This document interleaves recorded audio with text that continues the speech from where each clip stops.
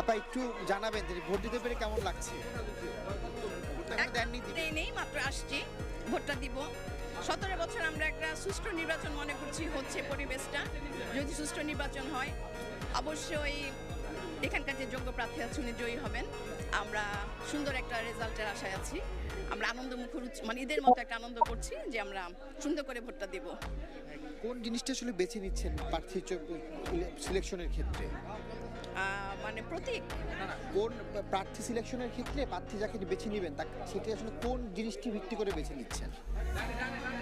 আমরা মানে প্রার্থীর যোগ্যতা যেটা জানতে চাচ্ছেন, আমরা প্রার্থীর এলাকা ভিত্তিক যে আমরা যে প্রার্থীকে ভোটটা দিব সে যাতে এলাকার বিগত দিনে যদি কোনো উন্নয়ন করে থাকে, আমাদের মা চাচি আমরা দেখেছি, আমরা সেই প্রার্থীকেই দিব। আমরা শুনছিলাম যারা ভোটার রয়েছে তারা কিন্তু বলছিলেন তারা আসলে তাদের যে